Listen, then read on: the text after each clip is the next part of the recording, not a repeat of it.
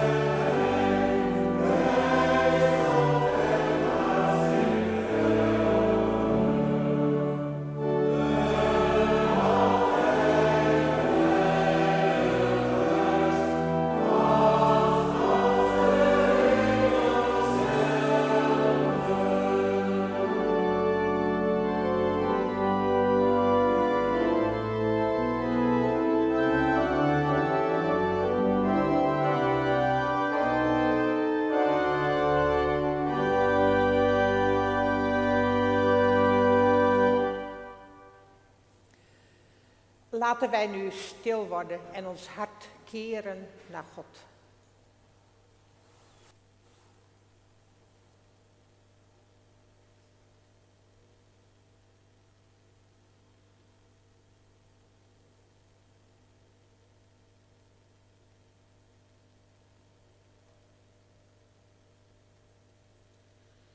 Wij mogen elkaar bemoedigen, omdat onze hulp is in de naam van de Eeuwige, die hemel en aarde gemaakt heeft, die trouw blijft tot in eeuwigheid en niet loslaat het werk van zijn handen.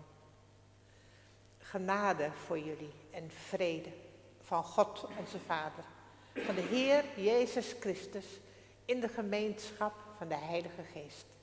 Amen.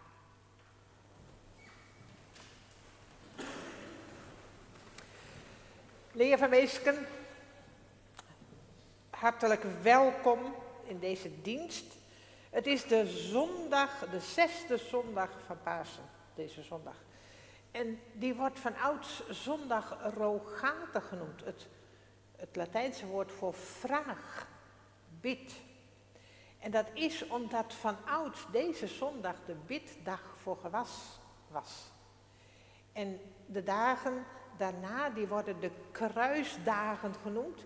En dan liepen de mensen in processie met een kruis door de velden om de zegen van God te bidden over het gewas. Zondag rogate. Maar het is vandaag, het lijkt ook wel een beetje op een soort klein Pinksteren. We hebben de rode kleden, omdat we ambtstakers mogen bevestigen. Dat we bidden om Gods geest. Maar ook in de verhalen die we vanmorgen lezen. Uit Ezekiel over de rivier die uit de tempel van God welt. En over Jezus die spreekt over stromen van levend water. Wat niet anders is dan de geest die binnenkomt in ons bestaan. Ik was gisteren in Jorvert, gistermorgen, als gastenkleersterling op Nijkleerster. In Hilarius eigenlijk op Kleerster Westerhoes. Maar ik moest bij de voorbereiding van deze dienst denken aan dat grapje, wordt daar wel eens gemaakt, zo als mensen daar binnenkomen op Nijkleerster. Die hebben dan het boek gelezen van Geert Mak, Hoe God verdween uit Jorvert. Dan zeggen ze, nou is hij weer terug. Zo eenvoudig is het natuurlijk niet. Maar het is wel een ervaring, een hele, door de eeuwen heen een ervaring van mensen, dat mensen het gevoel hebben, en nou is God verdwenen. En dat er dan opeens iets gebeurt, dat mensen merken, God is hier. En dat is ook in die verhalen die we vanmorgen lezen. Dat je denkt, nou, dit is het einde, God is weg. En opeens merk je, God is hier. Nou, daar gaat het vanmorgen over.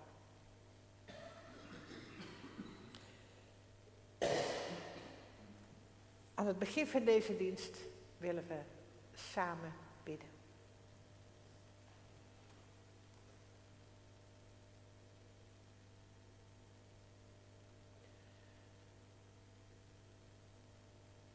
Eeuwige, liefdevolle God. Hier zijn wij, kinderen van u. In deze wereld.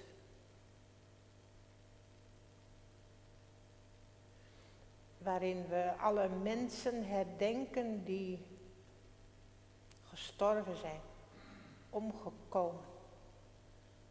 Door geweld en wreedheid.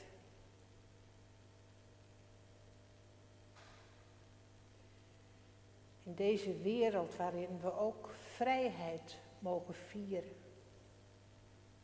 Een verlangen naar vrijheid, naar vrede.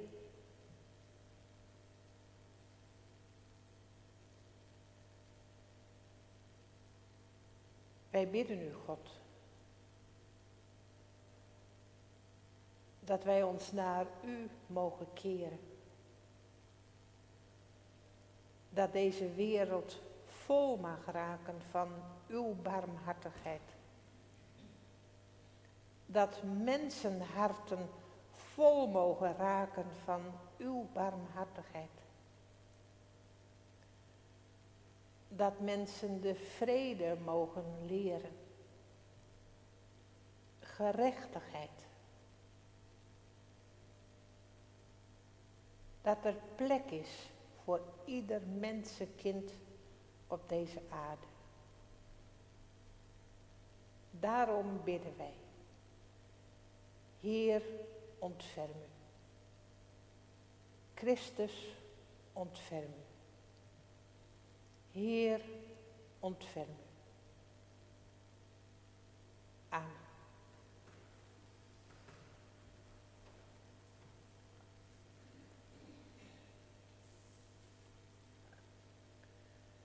Wij mogen nu een loflied zingen voor God. In het vertrouwen dat zijn barmhartigheid eindeloos is. En dat wij daar altijd in mogen terugkeren. Wij zingen gezang 971.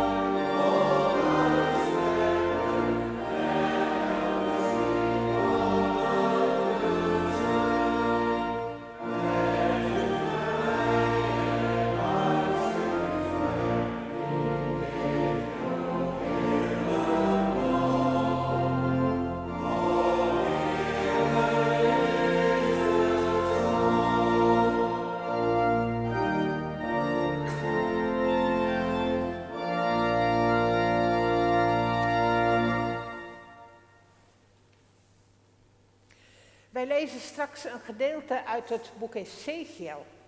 En daarbij moeten we ons voorstellen dat het volk Israël in ballingschap is. Juda is ingenomen, Jeruzalem is verwoest, de tempel is verwoest, die plek waarvan iedereen geloofde, hier is God. En de mensen die zijn weggevoerd naar Babel. En waar is God nu? En in die situatie komen de visioenen van Ezechiel. En Ezechiel wordt meegenomen en hij ziet een nieuwe tempel. En hij ziet het ontzagwekkende gebeuren dat in een grote wolk, altijd in de Bijbel het teken van Gods aanwezigheid, dat in een grote wolk, die gaat de tempel vullen. God keert terug in de tempel, bij zijn volk, onder de mensen. En dan horen we over een rivier. En we gaan ook lezen uit het evangelie over Jezus, die zegt, als je dorst hebt, kom dan bij mij. En daarbij moeten we ons voorstellen, dat wordt ook gezegd volgens mij in dat stukje nog, maar het is in ieder geval de laatste dag van het feest. En dat is het Loofhuttenfeest, waarmee de Joden herdenken dat ze in de woestijn waren en dat God hun naar het beloofde land heeft gebracht. Ze waren in de woestijn en dan de laatste dag van dat feest, dat is het feest van het waterscheppen. Dan wordt in Jeruzalem water geschept uit het bekken van Siloam en dat wordt met grote vreugde naar de tempel gebracht.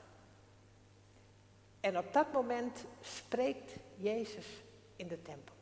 Dat horen we zo meteen. Voordat we gaan lezen uit de Bijbel, bidden we om Gods geest.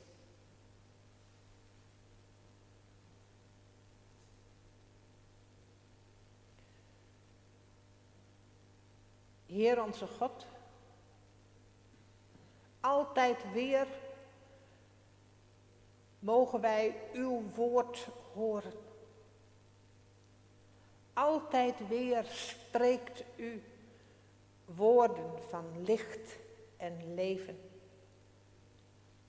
Daarvoor willen wij u danken. En wij bidden om uw Heilige Geest, dat wij ontvankelijk mogen zijn voor uw woord. Dat het in ons goede aarde mag vinden en vrucht dragen. Dat bidden wij in Jezus' naam. Amen.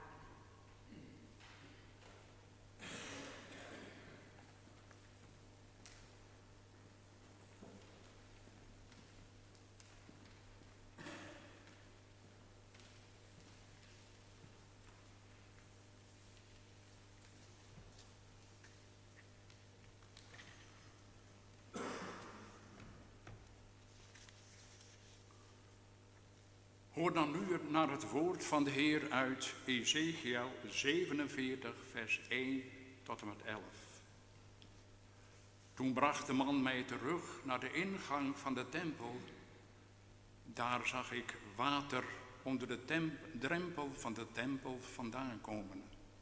Het stroomde naar het oosten, want de voorkant van de tempel lag op het oosten.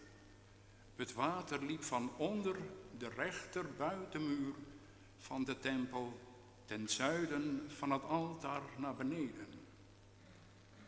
Hij nam mij door de Noordpoort mee naar buiten en we liepen buitenom naar de oostelijke buitenpoort.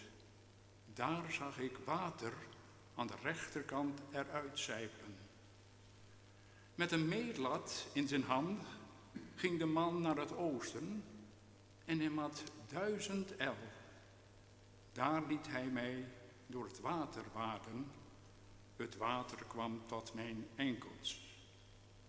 Hij had nog eens 1000 el en liet me weer door het water waden. Het water kwam tot mijn knieën. Hij had nog eens 1000 el en liet me er weer doorwaden. Het water kwam tot mijn heupen. Hij mat nog eens 1000 el en toen was het water een rivier waar ik niet doorheen kon waden. Het water was zo hoog dat je er alleen in zwemmen kon. Het was een ondoorwaadbare rivier. De man zei tegen mij, zie je dat mensenkind? En hij liet mij terugkomen op de oever van de rivier. Toen ik weer terug was, zag ik op de oevers van de rivier aan weerskanten heel veel bomen. Hij zei tegen mij, dit water stroomt door de oostelijke landstreek, dan naar beneden de Jordaanvallei in en mondt uit in de Dode Zee. Wanneer het de zee instroomt, wordt het water daar zoet. Het zal er wemelen van levende wezens, overal waar de rivier stroomt komt leven. En er zal vis zijn in overvloed. Als dit water in de Dode Zee aankomt, wordt het water daar zoet. Overal waar de rivier stroomt komt leven. Van Engede tot Eglaim zullen er vissen staan en er zullen droogplaatsen voor netten zijn. Er zullen net zoveel soorten vis zijn als in de grote zee. Alleen de moerassen en de poelen worden niet zoet. Die blijven vol staan met zout water. Aan de oevers van de rivier zullen allerlei vruchtbomen opkomen, waarvan de bladeren niet zullen verwelken en de vruchten niet zullen opraken. Elke maand zullen ze vrucht dragen. Het water stroomt immers uit het heiligdom. De vruchten zullen eetbaar zijn en de bladeren geneeskrachtig. We zingen dit met video 642, al mijn zonden, al mijn zorgen.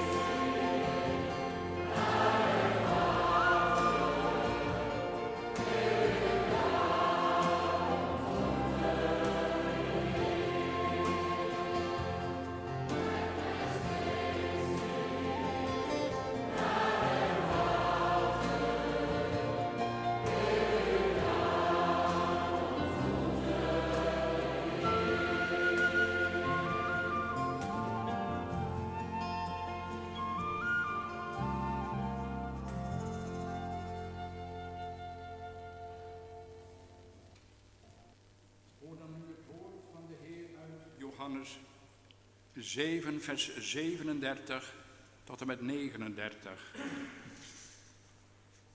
Op de laatste dag, het hoogtepunt van het feest, stond Jezus in de tempel en hij riep: laat wie dorst heeft bij mij komen en drinken. Rivieren van levend water zullen stromen uit het hart van wie in mij gelooft. Zo zegt de schrift. Hiermee doelde hij op de geest die zij die in hem geloofden zouden ontvangen. De geest was er namelijk nog niet, want Jezus was nog niet tot Gods heiligdom, majesteit verheven. We zingen lied Gezang 680, vers 1, 4 en 5.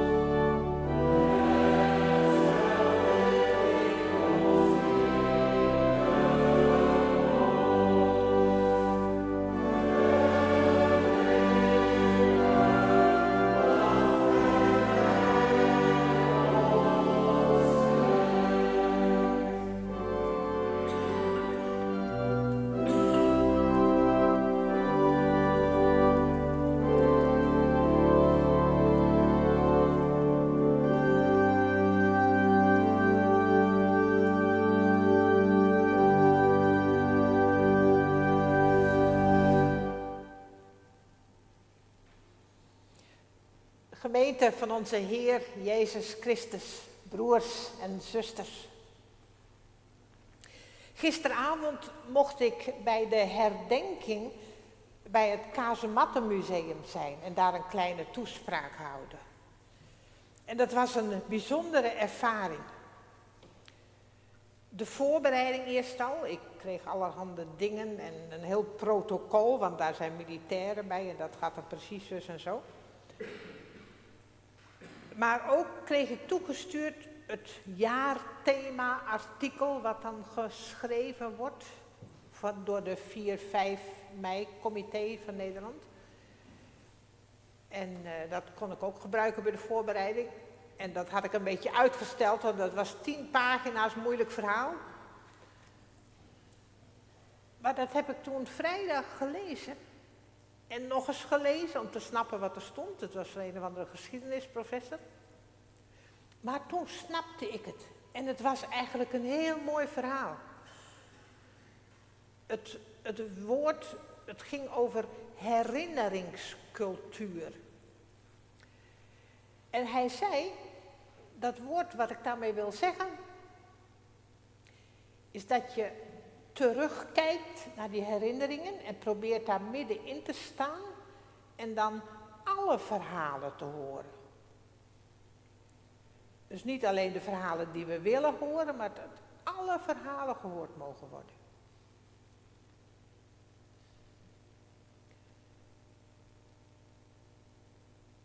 En bijvoorbeeld, tegenwoordig is er aandacht voor dwangarbeiders en mensen die in Duitsland moesten werken en als ze dan terugkwamen, dan werden ze aangezien als halve collaborateurs, terwijl ze hele moeilijke ervaringen hadden meegemaakt.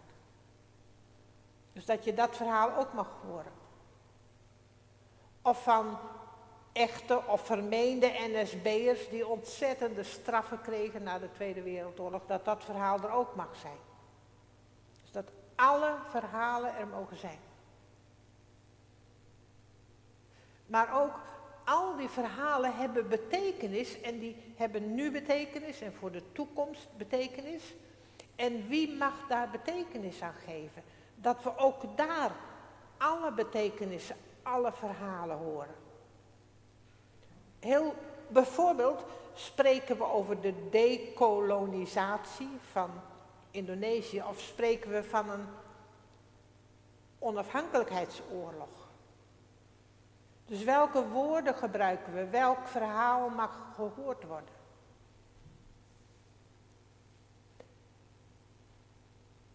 Dus de verhalen van toen, het verbindende thema was vrijheid verteld. Dus het gaat over verhalen, dat we al die verhalen van toen horen en dat we al die betekenissen proberen te ontdekken. En daar sprak hij ook over, we zijn op zoek naar een verbindend verhaal. En eigenlijk had hij daar niet zoveel woorden over. Wat is dan dat verbindende verhaal? Maar daar zoeken we naar. En toen ik met deze dienst bezig was, ik dacht, oh, maar dat is natuurlijk precies wat wij iedere zondag in de kerk doen. Dat wij die oude verhalen uit de Bijbel allemaal proberen te horen. Wat wordt daar nou eigenlijk gezegd? Wat gebeurt daar? En dat we daar al die betekenissen uit proberen te horen voor nu en voor de toekomst. En het verbindende verhaal duikt dan op. En vanmorgen zou ik dat verhaal willen noemen, die rivier van de geest die de eeuwen doorgaat, de eeuwen doorstroomt. Een rivier van leven midden in de doodste woestijn en midden in de doodste zee.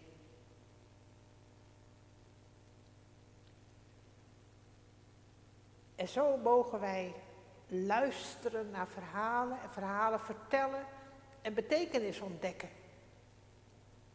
Ik heb gisteravond verteld, dat las ik van de week in het kerkblaadje uit Winsum dat ik nog kreeg. Een mevrouw van 90 jaar die destijds bij mij in de Bijbelkring zat.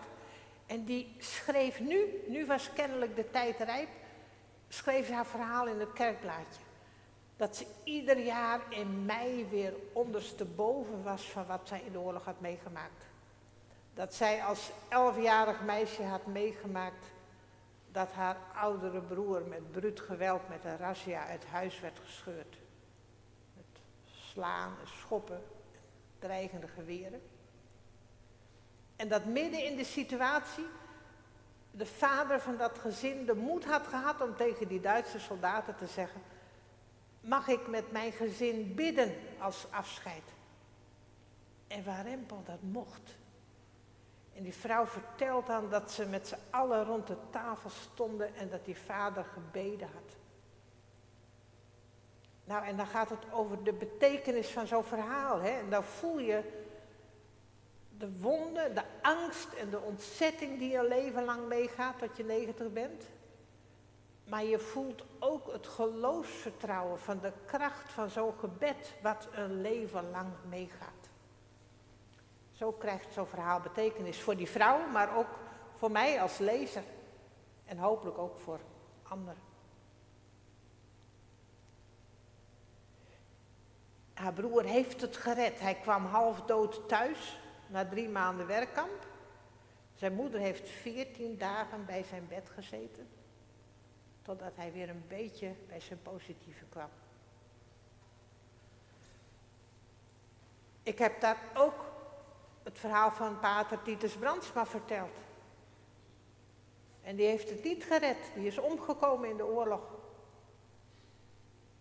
Maar in 1931 had hij een toespraak over vrede en vredelievendheid.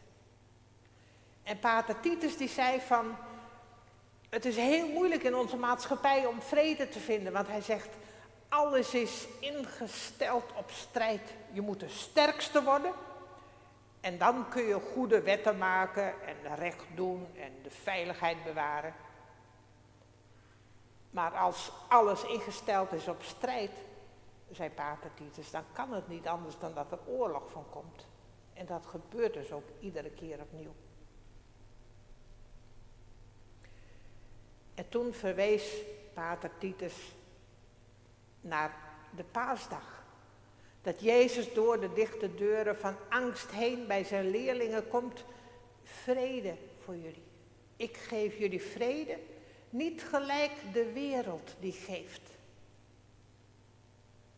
Het is inderdaad een andere vrede, niet die vrede die is ingesteld op strijd en die met het recht van de sterkste wordt bewaard.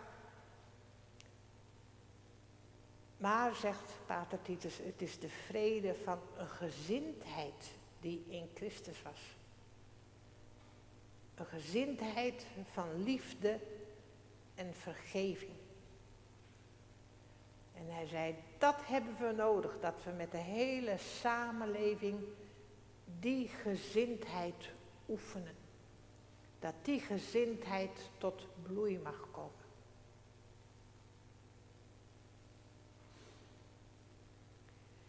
En dan hebben we gelezen van die rivier. En van Jezus die zegt, als je dorst hebt, kom naar mij.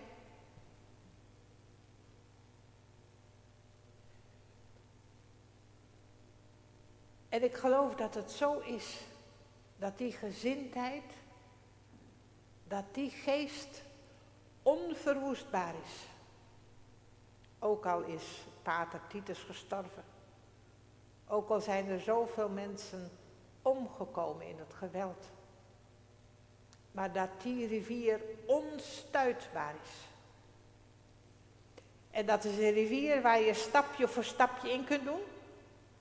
1000 el, 2000, 3000, 4000, 4, alle uiteinden van de aarde, 40, de tijd van de woestijn, duizenden, de volheid van alles. Die rivier die de dode zee bereikt, het diepste punt en daar leven brengt. En erbij staat dat de poelen en de moerassen zout blijven. En wat betekent dat dan? Ik geef er maar deze betekenis aan. Dat ook in dat visioen de tranen van mensen er mogen zijn. Een plek krijgen. Dat ook die tranen onderdeel zijn van die hele nieuwe schepping. Waar de bomen altijd vrucht dragen. En zo ontstaat er nieuw leven. We dachten dat God verdwenen was. We dachten dat het wel een beetje moeizaam was met de kerk. Maar al deze verhalen leren ons dat die stroom van de geest onstuitbaar is. En daar mogen we instappen. Tot onze enkels, tot onze knieën, tot onze heupen. En dan gaan zwemmen. Kopje onder. Gisteravond op het eind toen de mensen weer zo'n beetje weggingen daar bij het Kazemattenmuseum, toen waren er een paar mensen die gaven mij een hand en ik dacht, oh. En ik zei van, mag ik vragen, wie zijn jullie? En nou, ze zeiden, wij staan hier op de camping op Cornwall de Zand. En toen vertelde ze, hij was de kleinzoon van kapitein Boers. Nou, hebben jullie dat wel eens gezien op dat viaduct, hè? Daar staat kapitein Boers. Ik ben er zo vaak onderdoor gereden en ik heb het ook wel eens opgezocht, maar ik wist het niet meer. Dus ik zei, wilt u mij het verhaal vertellen van kapitein Boers?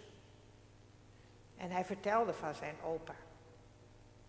Dat hij dus kapitein was in de tijd van de mobilisatie, daar leiding moest geven aan de soldaten.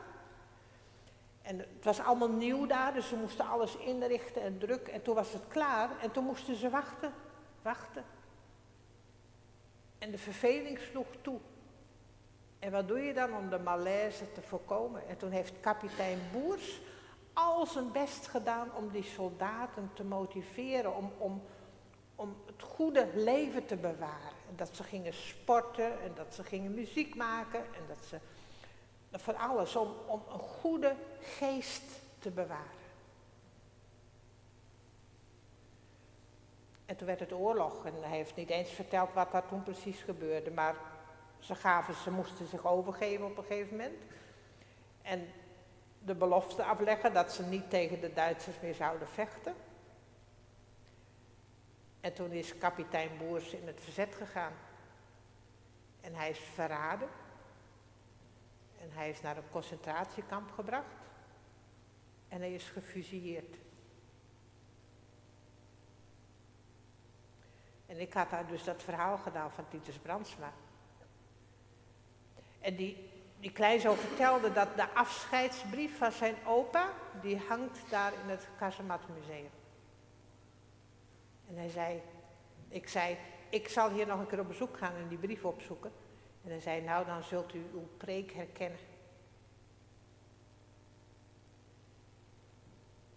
En ik vond het heel ontroerend. Ik dacht, zo gaan dus de verhalen, zo vinden we de vonkjes van de geest over en weer. En dan hebben we vandaag ambtsdragers die vertrekken. En een ambtsdrager die komt. En ik denk dat dit verhaal ook gaat over ambtsdragers en over alle gemeenteleden. Dat we allemaal stapje voor stapje die rivier in mogen stappen. En dat Christus ons allemaal in dienst wil nemen. Om dat water in te gaan. Om zijn levende water te drinken. En dat uit ons te laten stromen. Ten dienste van al die mensen om ons heen die dorst hebben. En wat is het dan een vreugde en een dankbaarheid. Dat er altijd weer mensen opstaan en deze stappen willen zetten. En zich in dienst laten nemen. En wat mogen we vol vertrouwen zijn dat Christus zelf ons daarin zal bewaren. Ons mee zal nemen. En ons het levende water geeft. Amen.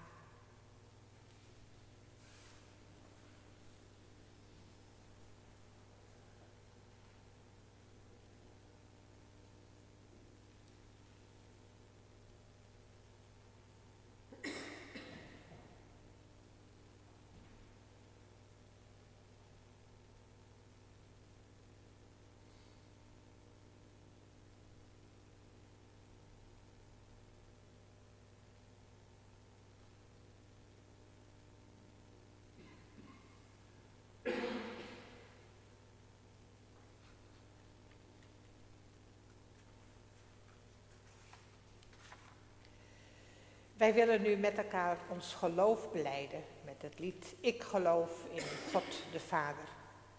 Zullen we dit staande zingen?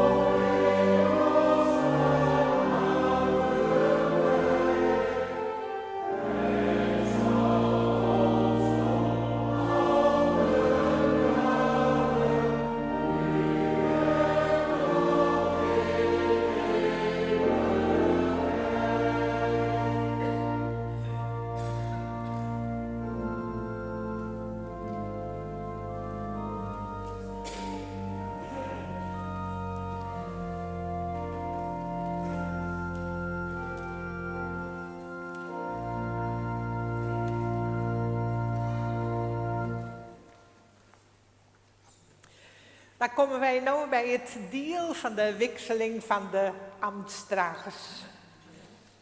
Wij zijn heel blij dat we het zeggen kunnen dat 2 kerkmasters hun termijn nog verlengen willen. Godse Gilliam die bloot als ordeling kerkmaster en Titia Fokkema als kerkmaster. Daar ben we heel blij mee. Dat je hem die stevig gaat jouwen. En als lietse bemoediging onderwijs hebben wij een boekje voor je. En dit is van God. Een boekje vrede.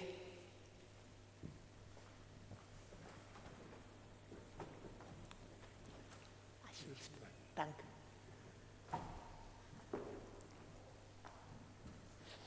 En van Titia heb ik een boekje geluk.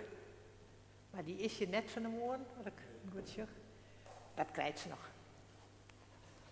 Maar daar ben ik blij mee dat zij deze taak dragen bloot. Ja, doe dat even applaus.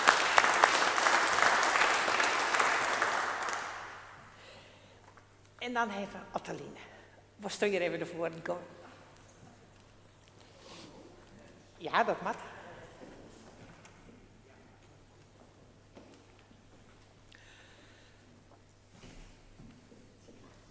Ja, Ottoline, ik zeg nog een uur lang. Ik ben nou alweer, denk ik. Dus hartstikke tijd hebben bij elkaar te jaren in de kerk hier zit. Ja. En nou, dat hier vreugde. Ja. En ook mij nou zien die zussen. Lieve zuster Ottoline van de Zee Volkertsma. Wij laten die gaan en zissen die dank voor de uitzoeking, de inzet en de liefde waarmee sto dienstdienst in Christus kerken vervuld is. En wat bloot is de verbinding met het ambt, waarin alles wat in vertrouwen met die deelt is, geheim bloot. Ik nadien als kier. En wij willen nou maar elkaar jongen. Zien we dat steende dwang.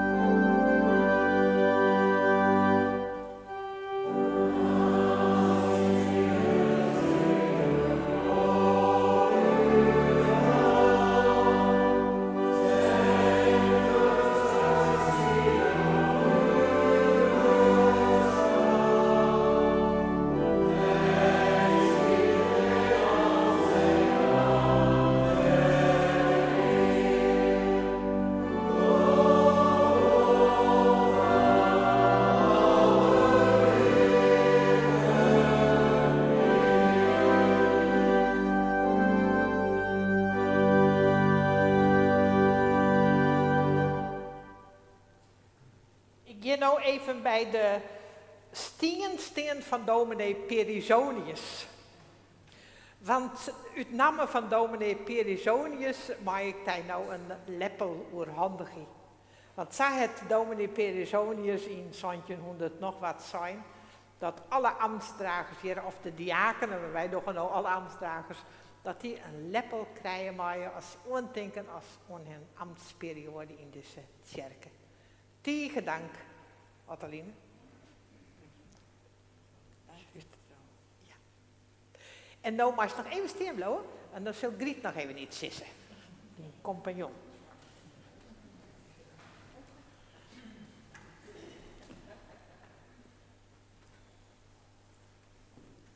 Poetszak, zei het Otteling. Ik mocht 10 minuten zijn tuin, het wordt misschien een kwartier, nee, geintje hoor. Beste lieve Otteline, hierbij een klein woordje namens de diaconie. Graag willen we jou bedanken voor je gastvrijheid. Dat we altijd bij jou en jullie mochten komen. Jullie, want Ido zat in het ontvangstcomité. Wanneer we compleet waren, dan zonderde hij zich af, kreeg van jou een kop thee en zag dan meestal een voetbalwedstrijd. Als er werd gescoord of niet goed werd gespeeld, dan kregen we dat meestal door middel van een of andere kreet wel mee. Eerst kwamen we 1 keer per maand op de maandagavond bij je. Maar later werd dat op een andere avond. Want jij en Ido hadden de passie voor en in het stijldansen ontdekt. En dat is best nog moeilijk hoor, zei je. Gelukkig zijn we als ons diakenclubje flexibel en passen ons aan iedere verandering. De taken binnen de diaconie werden verdeeld. Jij zat op de post financiën. Een dikke pluim voor alles wat je stipt en punctueel deed. Ik als groentje, want Simone draait namelijk al wat langer mee, heb daar veel van geleerd en doe dat nog steeds. En nu Doekele zijn sabbatical om is en Google zegt dat daar maximaal 18 maanden voor staan en hij weer bereid is om jouw plaats in te nemen, ga ik mede namens Simone en de rest van de kerkenraad zeggen: bedankt Ottoline voor alles wat je de afgelopen jaren aan diaconaal werk hebt verzet.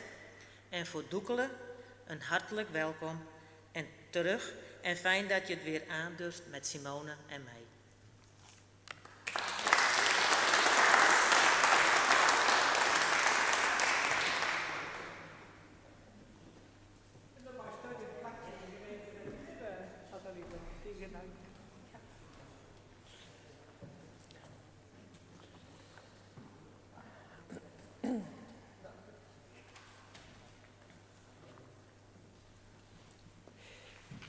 En dan wil ik nou graag Doekele apart naar voren vregen.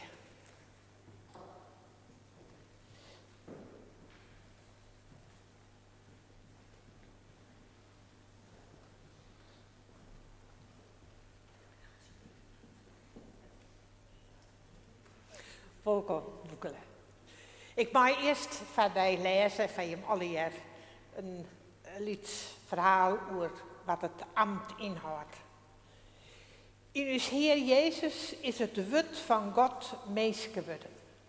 Hij brengt u het evangelie van Gods koninkrijk, een nieuwe brood van vrede en liefde en recht. En Jezus zei: nou is het de tijd, het Godsrijk is dichtbij, keer om en jou dat blied boodschap. En Jezus roept u om hem na te volgen, om uw stad te vertrouwen om Gods liefde, om zijn gemeenschap op te bouwen en het evangelie handen en voeten te gaan. Dat nemen wij het ambt van alle leeuwen, elke een had dat. Zodat Jezus komen is om te tjeën, te diakenen, staat er letterlijk, zo tjeën wij elkaar. De diakenen tjeën aan de tafel van de Heer, die liek als de kerken midden in de brood staat. Ze delen het breed en de bekerroem, de liefde van God, zodat elke een genoeg krijgt. Ze verzamelen en delen ook de jeften van de meerskip om te helpen en recht te doen dichtbij en 4 jaar. Want in uw Heer Jezus Christus binnen wij verbonden met alle mensen en met heel de schepping. En de ouderlingen die tjeën, liek als de oudsten in Israël, om de mensen dicht bij God te brengen en het woord van God dicht bij de mensen.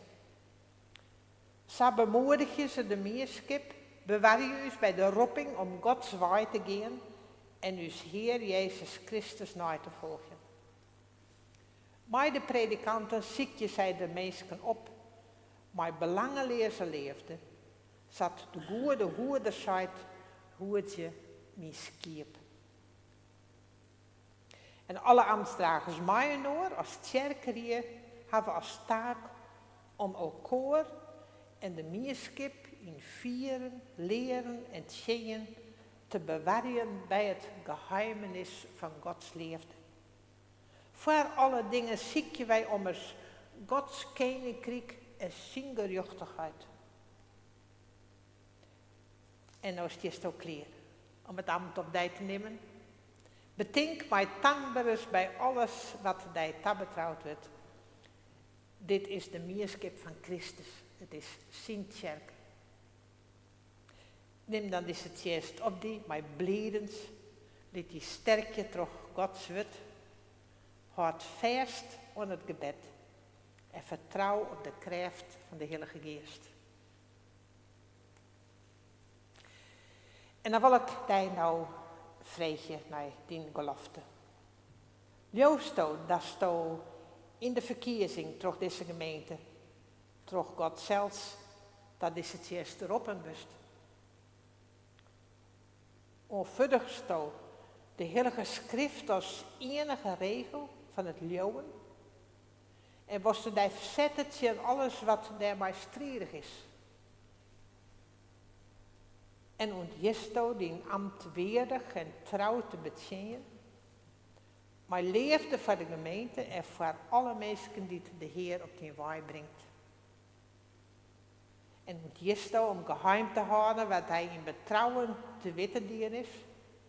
En ontjesto om die taak te volbrengen nevens de water van de kerken.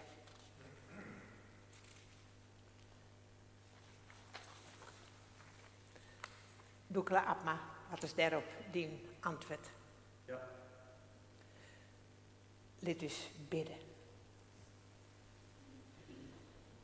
Heer is God, wij danken jou voor Doekle Abma. Dat hij als diaken jouw dienst in deze gemeente opnemen wil. En wij bidden om jouw Heilige Geest op zijn leven, op zijn werk. Dat hij met vreugde deze gemeente tjenen mag. In jouw navolging. Amen.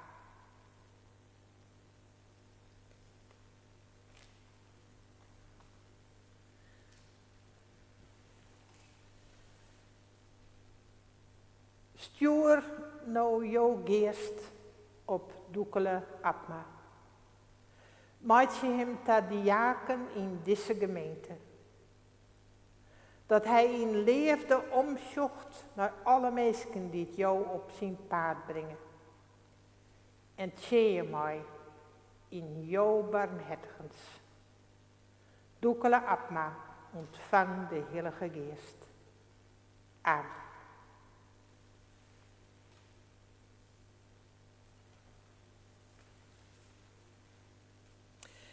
Gemeente, ik wil je vragen om stil te gaan.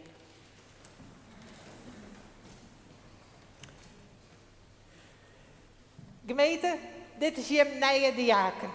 Wil je hem in je midden ontvangen en hem heeg houden in zijn ambt? Wat is daarop je antwoord? Ja.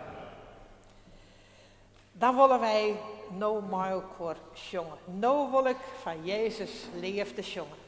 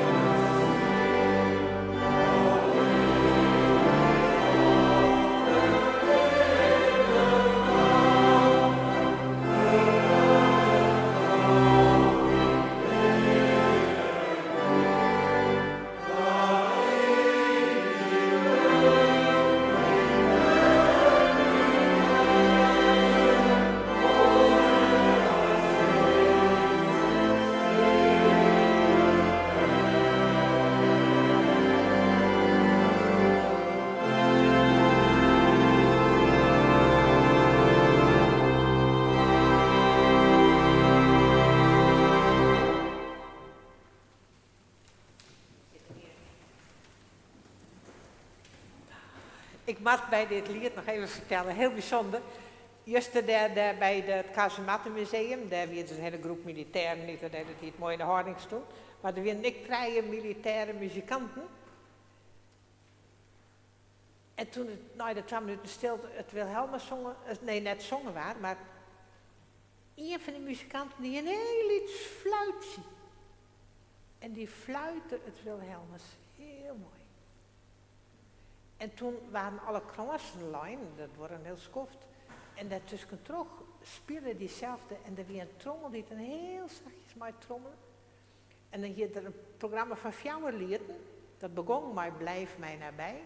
En het laatste lied wat er elke keer speelde weer No wolk van Jezus leefde jongen. Dus dat is een keer een strijfje over bij kwam. Ik dacht, maar dat hier leert je doekelen uit kiers, heel mooi. Ja, nou willen wij maar ook danken en bidden. Is er iemand die wat nemen wil voor de gebeden? Voor Ali. Ja, ze kwam zuster Ali die heel ziek is. Hè?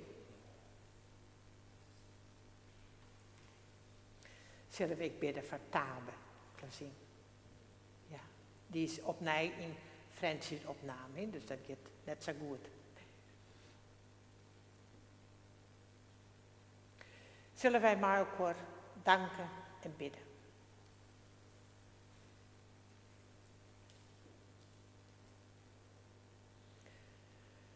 Dank u wel, Heer, dat wij iedere keer opnieuw genodigd worden om die rivier in te stappen, stapje voor stapje, om uw geest te ontvangen, doordrenkt te worden. Dank u wel dat Jezus ons nodigt om het levende water te drinken. Dat onze dorst gelest wordt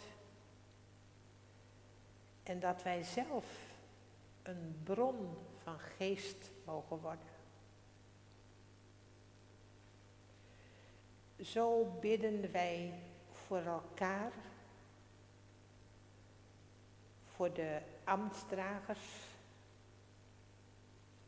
dat die geest in ons sterk mag zijn. Wij danken u voor het zijn en het werk van Ottoline van der Zee. Dat zij zo lange tijd de diaconie in deze gemeente mocht versterken. En wij bidden om uw zegen over haar bestaan. Wij danken u dat Godse Gilliam en Titia Fokkema hun werk voort willen zetten om te bouwen aan uw gemeente.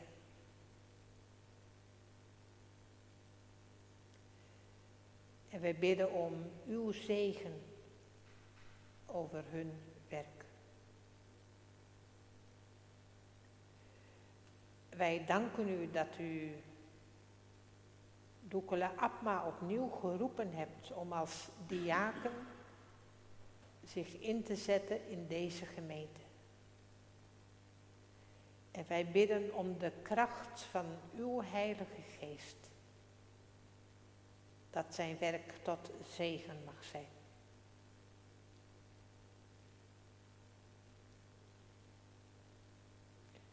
Heer onze God, wij bidden u vandaag voor alle mensen die in de meidagen opnieuw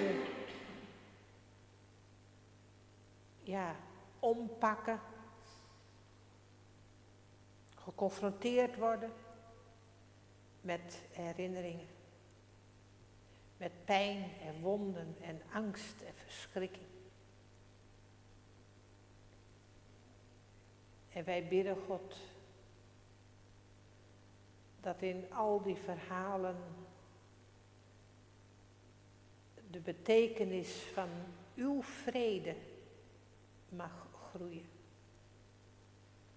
Dat mensen daarin genezing en hoop mogen vinden. En zo brengen wij ook bij u alle mensen, alle landen die nu opgeschrikt en verwoest worden door oorlog en geweld, wreedheid. En wij bidden u, God, om een gezindheid van liefde en vergeving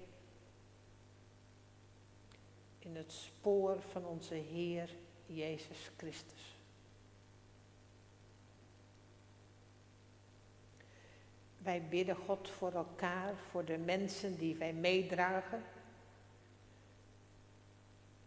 om uw nabijheid. Wij bidden voor Ali, die zo ziek is, dat zij de dragende kracht van uw geest mag ervaren. Wij bidden voor Tabe van der Veen. Wilt u dicht bij hem zijn? Laat hem voelen dat hij uw kind mag zijn door alles heen.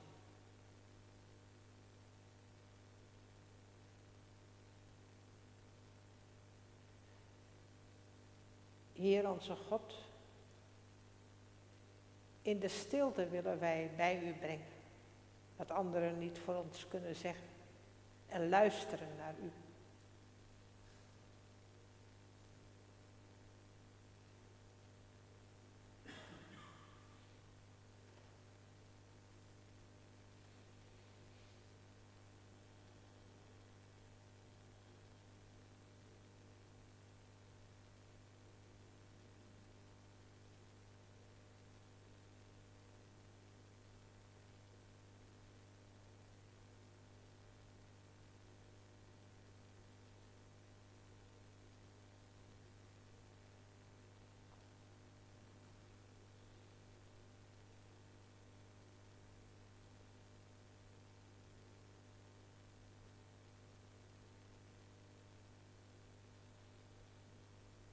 En met elkaar willen wij de woorden bidden die Jezus ons heeft gegeven. Onze Vader, die in de hemelen zijt. Uw naam worden geheiligd. Uw koninkrijk komen. Uw wil geschieden. Gelijk in de hemel, als ook op aarde. Geef ons heden ons dagelijks brood. En vergeef ons onze schulden. Gelijk ook wij vergeven onze schuldenaren. En leid ons niet in verzoeking, maar verlos ons van de boze. Want van u is het koninkrijk en de kracht en de heerlijkheid tot in eeuwigheid. Amen. Dan is het nu tijd voor de collecte en daarna zongen wij Werst ik wist op deze eerde.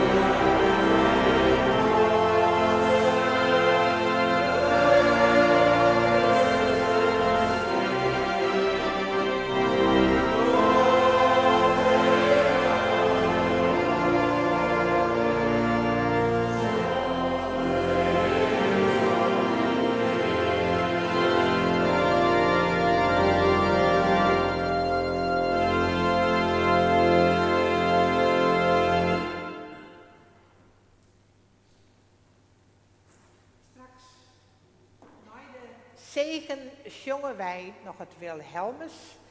En dan stel ik voor dat wij dan mooi daarin herinneren. En Atteline ik. En dan mag iedereen even los Atteline en Doekel herinneren. En dan mag je hem zelf naar de koffietaal. Dan komt het helemaal goed. En dan maken wij als een gaan. Dus verraad in, elk naar zijn eigen plek. Met de zegen, met de goede woorden van God. Om die ik te delen met de mensen om ons heen. De genade van uw Heer Jezus Christus. En de liefde van God. En de meerskip van de Heilige Geest. Wees mij hem alle Heer.